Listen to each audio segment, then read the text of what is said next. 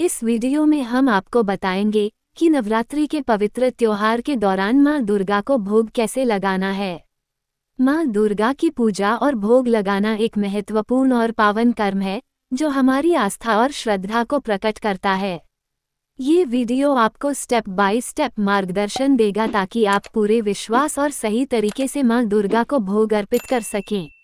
यदि आपको हमारा वीडियो पसंद आए तो कृपया इसे लाइक करें, शेयर करें और हमारे चैनल को सब्सक्राइब करें ताकि आप कभी भी हमारी नई वीडियो को मिस ना करें। नवरात्रि के दिनों में मां दुर्गा की विशेष पूजा अर्चना की जाती है। साथ ही उन्हें भोग, वस्त्र, फल फूल और बहुत सारी वस्तुएं चढ़ाने का भी विधान है। ऐसा भी माना जाता है कि पूजा के दौरान अलग अलग चीजों का भोग लगाने से मां बहुत जल्दी प्रसन्न होती हैं और भक्तों की सारी मनोकामनाएं पूरी करती हैं। तो आइए जानते हैं कि कौन सी देवी को क्या भोग लगाने से मां दुर्गा प्रसन्न होती हैं। पहला दिन। नवरात्रि का पहला दिन मां शैलपुत्री का होता है। इस दिन माता की विधि पूर्वक पूजा के साथ ही गाय का शुद्ध घी या फिर उससे बने पदार्थों का भोग लगाया जाता है। ऐसा करने से भक्तों को सभी कष्टों और रोगों से मुक्ति मिलती है। इस दिन आप बादाम का हलवा भी बना सकते हैं। बादाम का हलवा बनाने के लिए सबसे पहले बादाम को हल्का उबालें और उन्हें छीलकर इसका दरदरा पेस्ट बनाएं। इसके बाद एक पैन में देसी घी गर्म करें और इसमें पेस्ट डाल दें। फिर इसमें चीनी डालकर धीमी आंच पर हलवे को सुनहरा रंग होने तक पकाएं। इस तरह बादाम के हलवे का भोग बनकर तैयार हो जाएगा। दूसरा दिन। नवरात्रि के दूसरे दिन मां ब्रह्मचारिणी को चीनी, सफ़ेद मिठाई या मिश्री का भोग लगाया जाता है। इस दिन आप घर पर काजू की बर्फी भी बना सकते हैं। काजू की बर्फी बनाने के लिए सबसे पहले थोड़े से काजू लेकर उसे पीस लें। फिर उसमें मिल्क पाउडर मिलाएं और चाशनी तैयार करें। इसके बाद काजू पाउडर को चाशनी में डालें और फिर मिठाई को मनचाहे आकार में काट लें। तीसरा दिन। नवरात्रि का तीसरा दिन देवी चंद्रघंटा का होता है, जिनको दूध से बनी मिठाई और खीर अत्यधिक प्रिय है। इस दिन दूध से बनी चीज का भोग लगाकर ब्राह्मणों को दान करने से सभी प्रकार के दुख और पीड़ा दूर हो जाती है। ऐसे में आप भोग में मखाने की खीर बनाएं। मखाने की खीर बनाने के लिए सबसे पहले एक पैन में मखाने को भून लें और ठंडा हो जाने पर उसे बारीक पीस लें।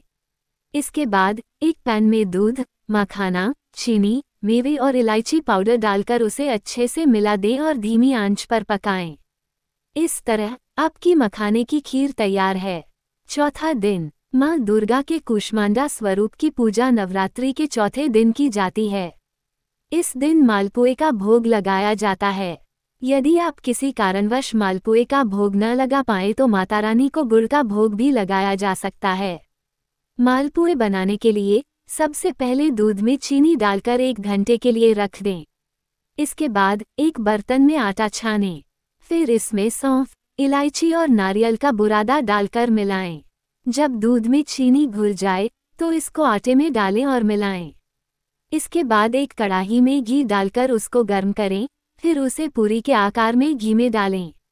मालपुआ को दोनों तरफ से पलटकर लाल होने तक सेकें और फिर माता को इसका भोग लगाएं। पांचवां दिन। नवरात्र के 5वें दिन स्कंद माता जी को केले का भोग लगाना चाहिए और इसका दान भी करना चाहिए। इससे मां प्रसन्न होकर अच्छी सेहत का वरदान देती हैं। साथ ही यश एवं सुख समृद्धि भी प्रदान करती हैं। छठा दिन। देवी कात्यायनी को प्रसन्न करने के लिए नवरात्रि के छठे दिन शहद का भोग लगाना चाहिए। ऐसा करने से जीवन में मधुरता आती है। शहद का भोग माता रानी को भी अति प्रिय है।